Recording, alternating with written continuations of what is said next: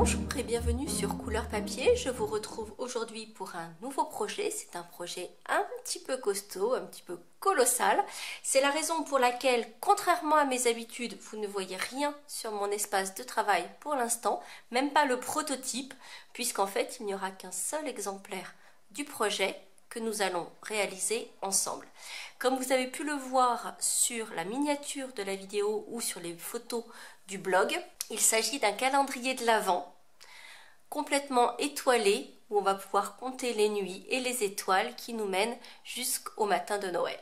Et je vous invite donc à me suivre pour le détail de la réalisation de cette boule de Noël. Dans un premier temps, nous allons réaliser des petites boîtes comme celle-ci. Je vous ai déjà montré comment réaliser ces petites boîtes dans le tutoriel où je vous montrais celle-ci, donc avec les petites fleurs sur le dessus. Si vous n'avez pas vu cette vidéo, je vous remets le lien juste ici. Le montage et les découpes sont extrêmement simples. On va le faire grâce à ce set de matrices de découpe qui s'appelle donc à emporter, en découpant deux de ces matrices en les assemblant ensemble pour former une de ces petites boîtes. C'est vraiment extrêmement simple et même si l'on en a 24 à faire et que je sais ce calendrier de l'Avent arrive un petit peu tard puisqu'on est à quelques jours du 1er décembre, pour autant je pense que ça reste réalisable et confectionner 24 de ces petites boîtes va être extrêmement rapide. En quelques heures, vous allez pouvoir réaliser toutes ces petites boîtes sans aucun souci. Pour ma part, je les ai réalisées en murmure blanc et en bleu nuit. Et comme vous pouvez le voir, sur l'une comme sur l'autre, mais probablement encore plus sur celle qui est bleu nuit, j'y ai ajouté un petit peu de peinture chatoyante. Dans le cas présent, j'ai utilisé la peinture chatoyante champagne, mélangée avec de l'alcool à 70 degrés dans un vaporisateur. Et là encore, je vous remets le lien de la vidéo où j'ai utilisé cette technique, ce qui nous permet donc de donner cet aspect complètement brillant qui est super joli et qui va donner un aspect encore plus festif et qui va faire encore plus ciel étoilé. Pour décorer ces petites boîtes, j'ai réalisé des petites étoiles en 3D. C'est-à-dire que dans mon set de matrices de découpe à emporter, j'ai la matrice de cette petite étoile. Alors, c'est la partie la plus longue de ce projet, puisqu'en fait, sur chacune des petites boîtes, comme vous avez pu le voir sur la photo, j'ai mis 2 petites étoiles en 3D. Et j'en ai même mis 3 sur la boîte qui sera à ouvrir le 25 décembre et que j'ai réalisée dans mon papier couleur galvanisée, donc avec ce coloris argent brut ou argent brossé. Et donc là, j'ai mis 3 petites étoiles. Sur les autres boîtes, je n'en ai posé que 2 que j'ai réalisées dans du papier à paillettes argenté. On voit encore toutes les petites découpes de mes étoiles. Également dans du papier à paillettes étincelant, donc ici. Et puis, il y a celle-ci que vous avez probablement remarqué parce que je sais que vous avez l'œil. Donc vous voyez ces petites étoiles-ci qui sont également pailletées brillante, mais avec cette jolie couleur bleue assortie à nos petites boîtes bleu nuit. Et en fait, pour ce papier à paillettes bleues, vous le savez probablement, on n'a pas de papier à paillettes bleues dans la collection Stampin' Up. Mais regardez comme c'est super joli. Et en fait, pour ce papier, j'ai utilisé le papier à paillettes étincelant sur lequel j'ai vaporisé. Ici, dans mon petit vapeau, j'ai mélangé toujours de l'alcool à 70, simplement parce que ça sèche beaucoup plus vite, donc c'est bien plus pratique. Et j'ai déposé quelques gouttes de recharge d'encre bleu nuit. J'ai dû en mettre 4-5, donc vous voyez, j'ai une couleur qui est assez foncée. J'ai vaporisé, donc j'ai vaporisé assez généreusement, puis j'ai passé un sopalin pour enlever l'excès. Donc mettez-vous dans un endroit protégé, mettez un plastique, etc. Et puis vous laissez sécher. Donc comme je vous le disais, c'est de l'alcool qui est à l'intérieur, donc ça sèche assez rapidement. Et on obtient donc un papier à paillettes de couleur. Selon la couleur que vous aurez choisie pour faire vos petites boîtes de couleurs à assortir avec les boîtes blanches, vous pourrez faire votre papier à paillettes de couleur assorti simplement en prenant la recharge d'encre assortie à votre couleur. Donc c'est là la partie la plus fastidieuse, puisqu'il va s'agir de couper toutes vos petites étoiles, de prendre une règle, ou ici moi mon plioir ça fonctionne aussi très bien, un stylet, et marquer le centre de votre étoile. Donc comme je vous le disais, j'utilise 4 étoiles pour faire une étoile 4D.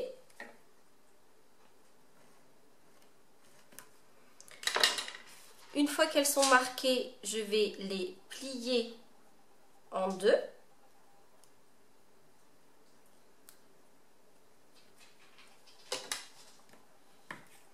Donc on les plie toutes les 4.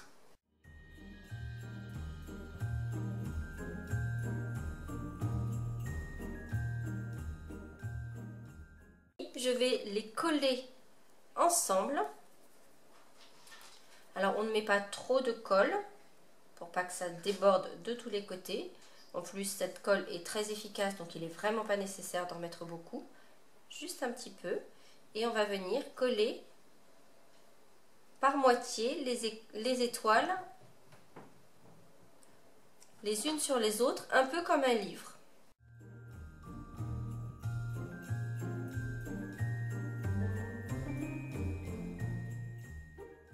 Et ainsi obtenir mes petites étoiles en 3 dimensions. Et j'ai ensuite collé 2 petites étoiles sur chacune de mes boîtes. Donc comme vous avez pu le voir, j'ai mis systématiquement des étoiles argentées sur mes boîtes bleues comme sur mes boîtes blanches. J'ai mis une petite étoile pailletée bleue sur la boîte blanche et une petite étoile pailletée blanche avec l'étoile pailletée argentée sur les boîtes bleues pour qu'elles ressortent joliment. Ces étoiles, je les ai collées simplement avec des mini glue dots. Donc j'ai posé 2 petits points de colle. Je les ai mis plutôt sur le haut de mon étoile. Donc vous voyez, il y a la branche ici du haut. Et je les ai posés juste ici. Simplement parce que lorsque vous allez poser vos étoiles, il ne faut pas que la colle déborde de la boîte, ça c'est une chose.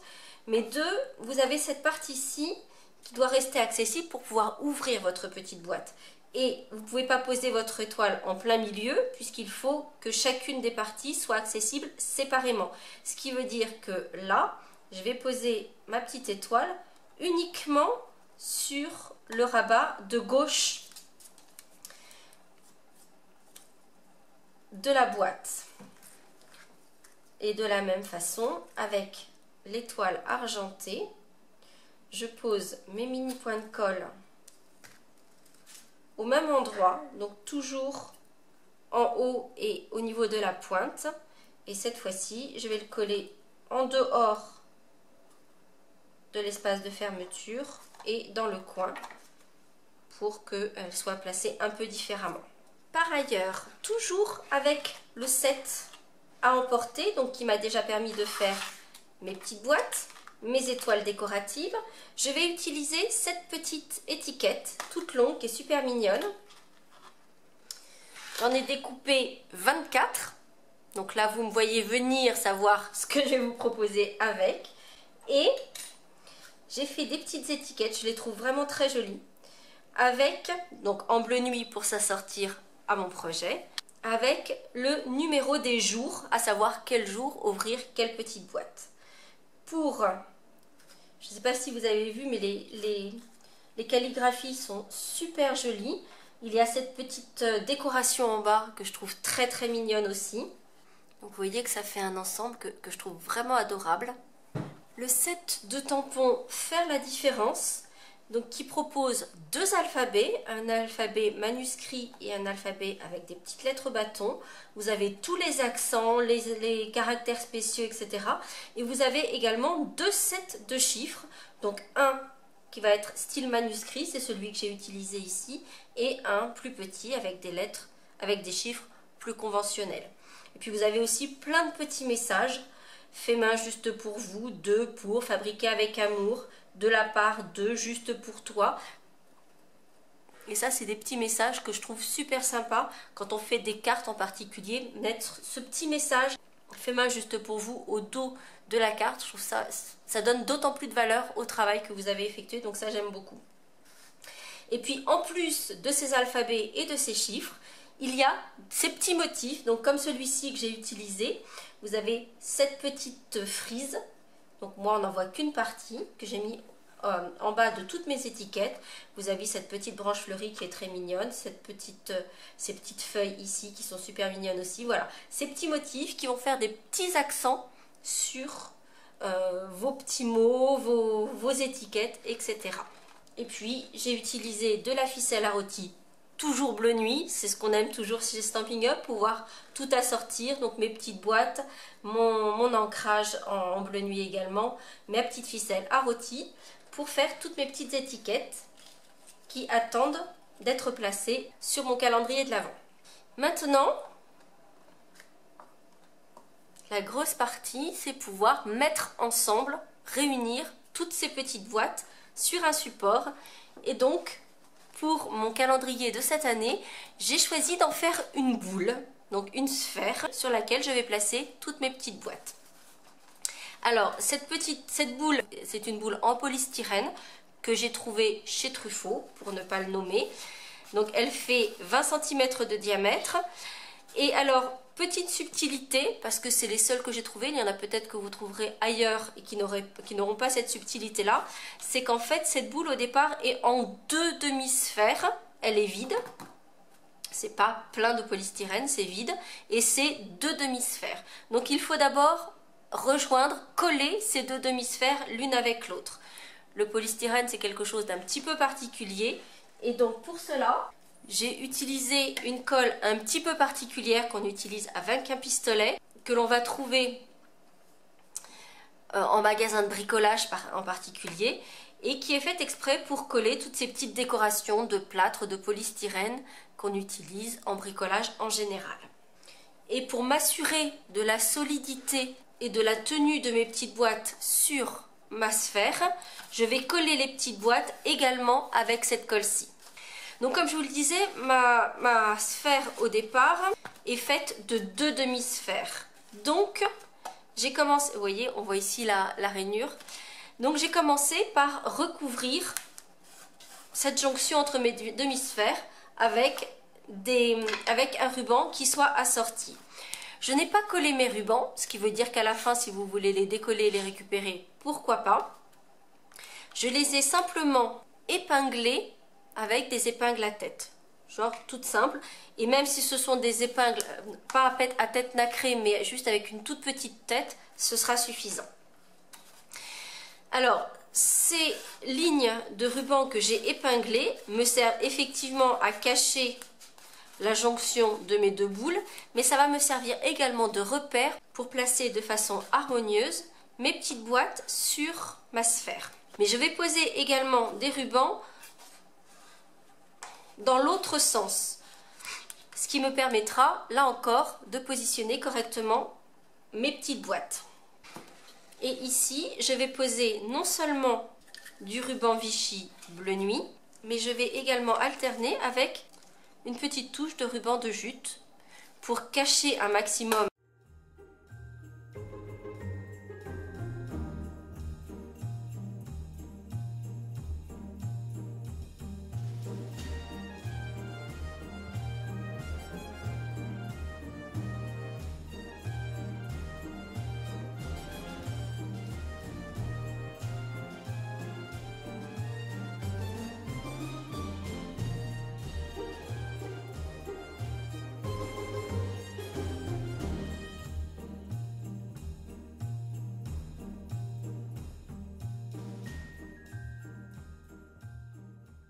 Je vais prendre une grande épingle à corsage. Si vous n'en avez pas, vous mettez juste plusieurs petites.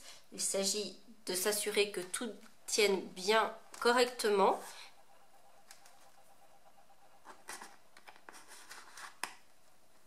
Et je vais maintenir ce ruban en haut de ma boule, c'est ce qui va me servir à la suspendre. Donc vous pouvez éventuellement en mettre plusieurs si vous voulez vous assurer que tout tienne correctement.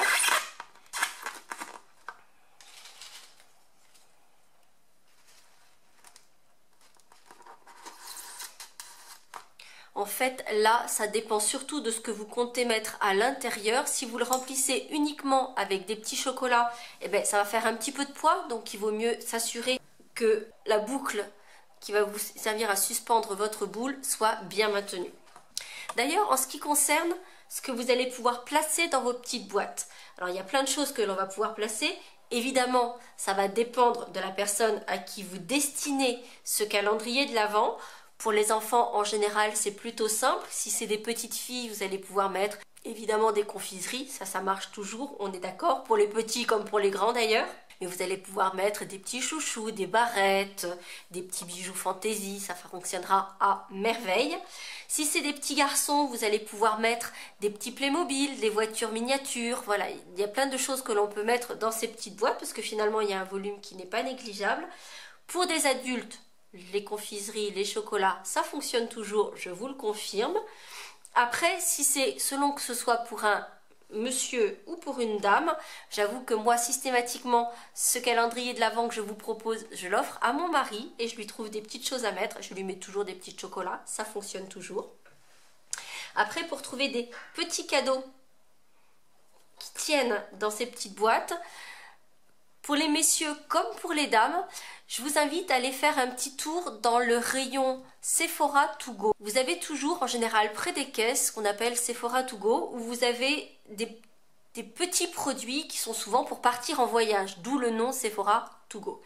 Et donc vous allez trouver des petits flacons de produits pour se nettoyer les mains, des petits flacons de crème, un petit vernis à ongles. Pour les messieurs, il peut y avoir des crèmes hydratantes aussi. Des versions voyage d'un après-rasage. Enfin voilà, il y a plein de petites choses qu'on peut trouver comme ça. Ce que j'aime aussi beaucoup faire, c'est de mettre ce que j'appelle des cadeaux dématérialisés. C'est-à-dire, non pas mettre un vrai cadeau à l'intérieur, donc quelque chose physiquement, une confiserie, une miniature de parfum, etc. Mais mettre un petit mot à l'intérieur qui va être un bon pour. Ce qui veut dire qu'éventuellement vous pouvez remplir une petite boîte avec plein de ces petits mots et puis ce serait des bons pour un bisou par exemple. Et donc la personne pourra aller piocher et demander son bisou quand elle le souhaite.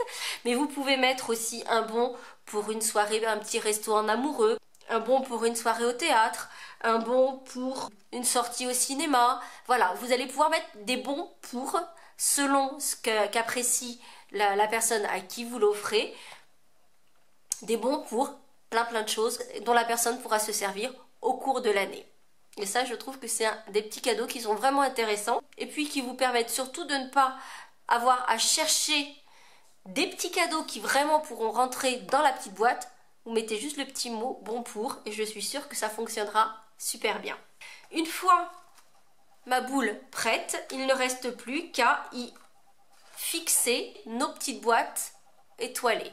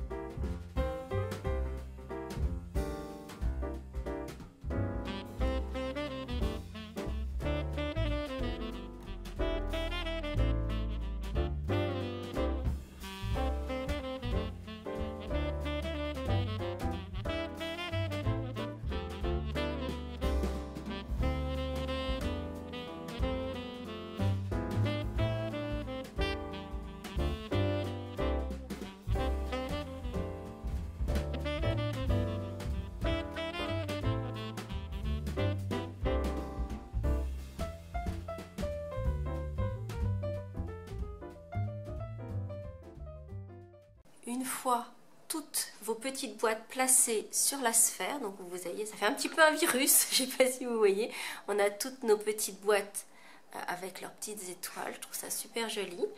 Et il n'y aura plus qu'à placer vos petites étiquettes sur les petites étoiles, elles vous serviront de support, en plaçant la numéro 24 sur la petite boîte argent galvanisé, puisque c'est celle qui est particulière et qui a priori aura un cadeau un peu plus particulier que les autres jours.